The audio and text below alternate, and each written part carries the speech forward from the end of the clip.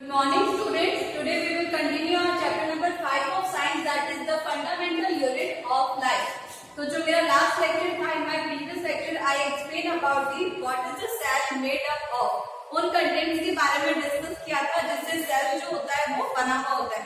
So these are the 4 points वहाँ पे जो है मैंने explain किया था आपको 4 points बताए थे, that is cell wall और cell membrane, you can say the plasma membrane. उसके अलावा आपको 2-3 और points discuss किए थे. Now in my last lecture I explained about the cell organelles. मैंने कहा था कि next lecture के अंदर हम cell organelles read करेंगे. So these are the first point. ये जो हमारा है ये fifth point है और ये fifth point जो है वो contain करेगा different type of cell organelles. And organelles means क्या होता है? कण. छोटे छोटे जो कण होते हैं उसके बारे में जो है हमें read करना है. So this is the figure of animal cell. ये animal cell का structure है. ये जो हमारा बाहर की outer layer है, जो अंदर inner layer है उसको हम क्या कहेंगे? These are the plasma membrane. ये आपका plasma membrane है और इसके बाद में इसके अंदर जो इतने टाइप के ऑर्गेनल्स हैं इन सबको हमें रीड करना है. सेंटर पॉइंट क्या कहलाता है? न्यूक्लियस. तो ये हमारा न्यूक्लियस है. These are the center of the cell. और इसके बाद में ये सारे एपिटल्स जो है ये आपको रीड करना है. So first of all, what is cell organelles? Cells need a lot of chemical activities to support their complicated structure and function. तो cells को जो है वो बहुत सारी chemical activities चाहिए होती है, उसकी जरूरत होता है chemical activities का. क्यों जरूरत होता है? Because of their structure and function. क्योंकि जो उसका structure होता है और उसके जो function होते हैं cell को उसको perform करने के लिए या carry out करने के लिए उसको क्या चाहिए होता है? Chemical activities चाहिए होती है. So basically for these activities different kind of separate from each other. तो इसकी वजह से ये क्या करता है? सेल जो होता है बहुत सारे ऑर्गेनल्स अपने अंदर रखता है. These cells use membrane bound little structure और इसीलिए क्या करता है? membrane bound little structure carry करता है जिसको हम क्या कहते हैं? organelles. Now the first organelle is endoplasmic reticulum. तो हमारा first organelle है जिसके बारे में हम रीड करेंगे, that is endoplasmic reticulum. ये क्या होता है? So the network of fine tubules found between the nucleus and cell membrane.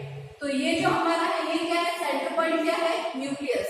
Nucleus और ये सेल मेम्ब्रेन, इन दोनों के बीच का जो ये स्ट्रक्चर है येलो कलर का, इसे हम क्या कहते हैं? Endoplasmic reticulum. तो ये जो आपका स्ट्रक्चर है ये दिख रहा है येलो कलर में. What are these? These are the endoplasmic reticulum. The network of fine tubules found between the nucleus and cell membrane. तो कहाँ पाया जाता है ये? न्यूक्लियस और सेल मेम्ब्रेन के बीच में. Now it is known as endoplasmic reticulum and it is of two types. और ये कितना टाइप का होता है? 2 टाइप का होता है, that is RER and SER. ER तो वही फॉर्म आ जाएगा एंडोप्लाज्मिक रेटिकुलम. R का मतलब है रफ एंड S का फुल फॉर्म है यहाँ पे smooth. So these are rough endoplasmic reticulum and smooth endoplasmic reticulum. अब आता है इन दोनों का फंक्शन क्या है? RER का फंक्शन क्या है और SER का फंक्शन क्या है? हमें बेसिकली जो है इसका डिजाइन पहले लिखना है कि कैसा शेप में होता है, कहाँ होता है सेल में, और इसके बाद में आपको इसको एक्सप्लेन करना है कि इसका जो फंक्शन है ये क्या वर्क करता है सेल के अंदर, उसको डिफाइन करना है. तो हमने यहाँ पे बता दिया कि ये कहाँ पे प्रेजेंट है. So it between the nucleus and the cell membrane. And now we are describing the function of RER and SER. Ribosomes are found on the surface of RER. तो ये जो आपका RER है ये कहाँ है? इस साइड में. और जो SER है वो क्या होता है? ये स्ट्रक्चर जो है वो किसका है? SER का है. सो RER के पास में आपको ये स्मॉल डॉट्स दिख रहे होंगे. These are the ribosomes. ये क्या है? राइबोसोम्स है जो स्मॉल डॉट है येलो कलर के.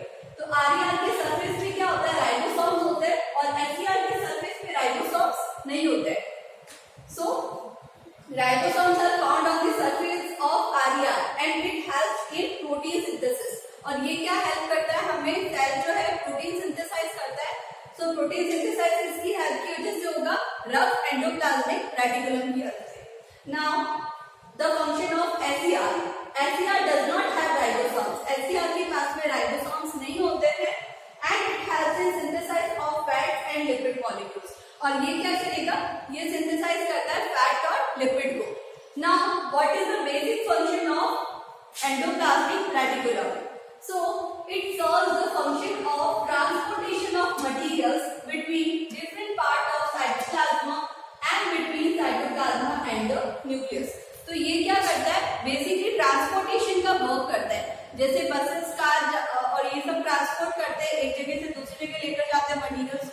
या लोगों को, तो वैसे ये क्या करता है कि यहाँ से जो है न्यूक्लियस से साइटोप्लाज्म के अंदर मटेरियल को डिवाइड करेगा या फिर साइटोप्लाज्म के बाहर जो कुछ भी है उसके अंदर मटेरियल को ट्रांसपोर्ट करने का काम करता है।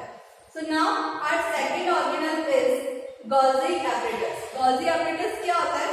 तो ये आपको जो स्ट्रक्चर दिख रहा है ट्यूबल्स टाइप का, इस स्ट्रक्चर को हम बोलते हैं Golgi apparatus.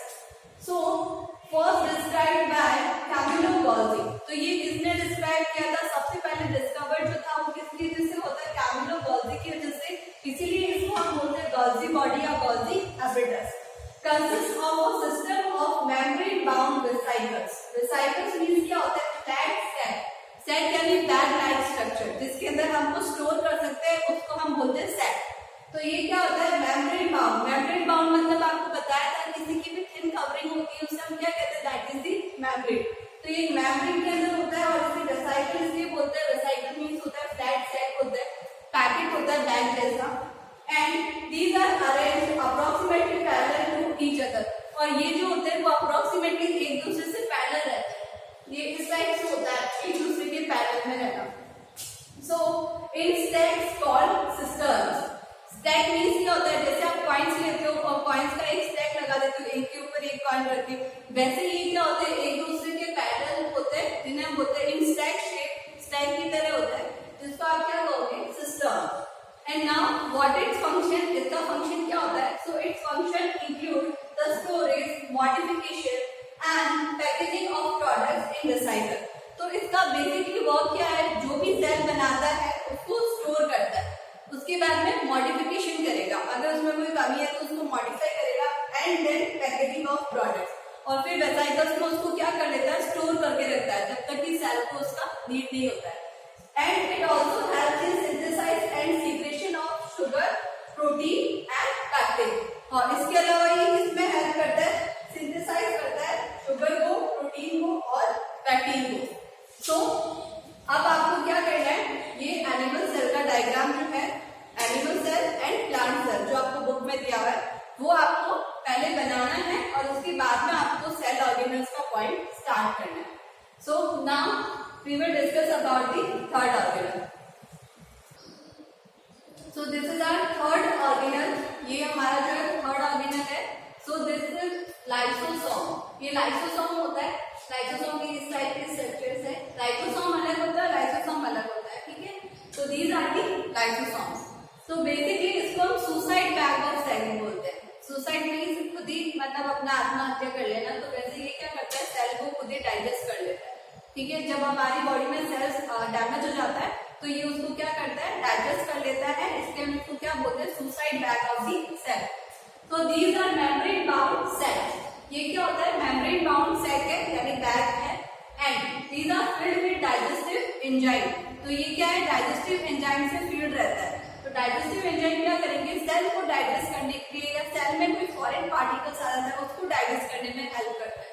So these help to keep the cell clean by digesting any foreign materials as well as worn out cell organelles. तो अगर कोई सेल ऑर्गेनल्स है, सेल के अंदर इतने सारे ऑर्गेनल्स होते हैं, कोई भी अगर डैमेज हो जाता है तो उसको लाइसोसोम क्या करता है? डाइजेस्ट कर लेता है। या कोई भी फॉरेन पार्टिकल्स है लाइक जर्म्स, बैक्टीरिया, ये सब सेल में एंटर हो जाते हैं तो उसको भी डाइजेस्ट करता है। और उसके बाद में when the cell gets damaged, अगर कोई सेल जो है वो डैमेज हो जाता है पर्टिकुलर टाइम के बाद में, लाइफ टाइम होता है सेल का भी, so when the cell get damage lysosome may burst and the enzyme digest their own cell. तो ये जो लाइसोसोम होगा ये बर्स्ट हो जाएगा और अपनी खुद की सेल को क्या करेगा? डाइजेस्ट कर लेगा। So for this reason they are known as suicide bags of a cell. So this is very important question, हर बार आता है, हाजिरी में आ जाएगा या फिर आपकी ईयरली एग्जाम्स में आ जाएगा कि लाइसोसोम को जो है suicide bag of the cell क्यों बोलते हैं? Why are lysosome known as the suicide bag of the cell? So this is the reason what when the cell gets damaged, lysosome will burst and the enzyme digests their own cell. That is why these are known as suicide bags of the cell. Now the fourth organelle is mitochondria. जो mitochondria होता है ये क्या होता है? Power house होता है cell का, क्योंकि हमारी बॉडी में जो भी एनर्जी प्रोवाइड होती है वो एक एटीपी मॉलिक्यूल्स में स्टोर रहता है। एटीपी मॉलिक्यूल्स का फुल फॉर्म होता है एडिनोसाइन ट्राइफॉस्फेट। परफॉर्म करते हैं, दौड़ना हो गया या फिर बहुत सारी वेरियस एक्टिविटीज हो गई. So just because of this mitochondria क्या होता है? This is the power house of the cell. So these are known as power house of the cell and these have two membrane covering. और इसके पास में क्या होता है? दो मेम्ब्रेन कवरिंग होता है. ये किस टाइप का होता है? माइटोकॉन्ड्रिया जो है वो इस स्ट्रक्चर में होता है. सो दो कवरिंग होती है इसके पास में. The outer membrane is porous. Outer membrane कैसा होता है? पोरस होता है. मींस उसके अंदर पोर्स होते हैं, छिद्र होते हैं, होल होते हैं. And while the inner membrane is deeply folded. और जो इनर मेम्ब्रेन होगा तो इस टाइप से जो है उसके बाद में फोल्ड होता है इनर मेम्ब्रेन में. So this help in oxidation of food material. Energy कैसे मिलती है? जब हम रेस्पिरेशन लेते हैं और रेस्पिरेशन के थ्रू ऑक्सीजन जब हमारी बॉडी में जाता है तो वो फूड को ऑक्साइड कर देता है. और ऑक्सीडेशन के बाद में हमें क्या मिलता है? ATP energy which help in our chemical activities में हेल्प करेगा and also in the mechanical work. So now the last is plastid. ये हमारा जो लास्ट ऑर्गेनल है इसको हम क्या कहते हैं? Plastid. They are present only in plant cell. Plastid जो होता है वो एनिमल सेल्स के अंदर नहीं होता है. So this is the figure of animal cell. और इसलिए मैंने यहाँ पे प्लास्टिड को इंट्रोड्यूस नहीं किया है क्योंकि प्लास्टिड इसमें नहीं होगा. So these are present only in the plant cells. There are two type of plastid. दो टाइप के प्लास्टिड होते हैं. क्रोमोप्लास्ट जो कलर्ड होते हैं एंड ल्यूकोप्लास्ट. तो आपने प्लांट्स में एक पिगमेंट को पढ़ा होगा, ग्रीन कलर पिगमेंट होता है जिसकी वजह से प्लांट्स का कलर ग्रीन होता है. That is chlorophyll. और क्लोरोफिल जो होता है वो फोटोसिंथेसिस में हेल्प करता है.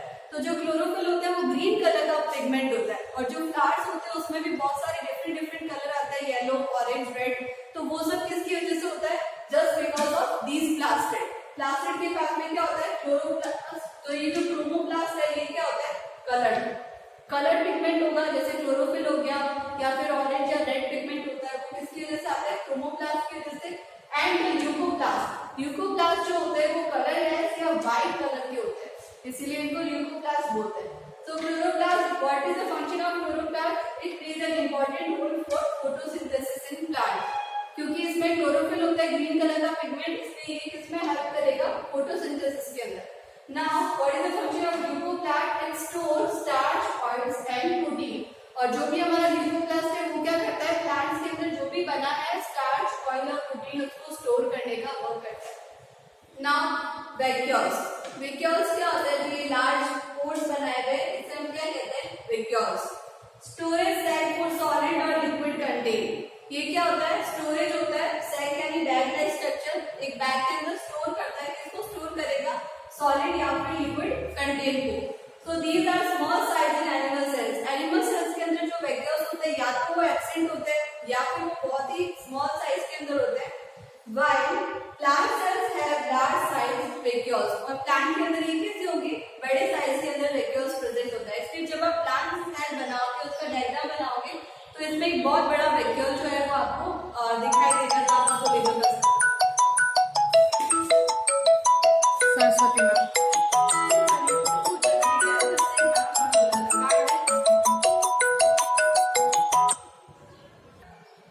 Sorry for the interruption. So we are talking about the vacuoles. And what is vacuole? These are the cells for solid and liquid contain, and these are small in animal cells, while plant cells have large size vacuoles. In plant cells, vacuoles are full of cell sac. जो plant cell होता है उसके अंदर जो vacuoles होंगे वो cell सेक यानी कि सेल सोल्यूशन होता है लिक्विड फॉर्म में, उससे फिल्ड रहता है जो सेल को क्या प्रोवाइड करता है? टर्बिडिटी यानी कि सेल को फुला हुआ रखता है. Now in amoeba, food vacuoles containing food item. और जैसे यूनिसेलुलर ऑर्गेनिज्म होता है अमोइबा, उसके अंदर ये क्या करता है? एक्सेस वाटर जो होता है उसको बाहर निकालने के लिए या उसको स्टोर करने के लिए वर्क करता है. और अमोइबा में क्या करता है? फूड आइटम को कंटेन करता है. So that's all for today. What you have to do, you have just take a screenshot of this material and note down in your science notebook. आपको ये वर्क अपनी साइंस नोटबुक में करना है. जो मैंने पहले एक और बोर्ड फिल किया था और ये वाला बोर्ड है, दोनों ही आपको स्क्रीनशॉट लेकर अपनी नोटबुक में करना है. Thank you.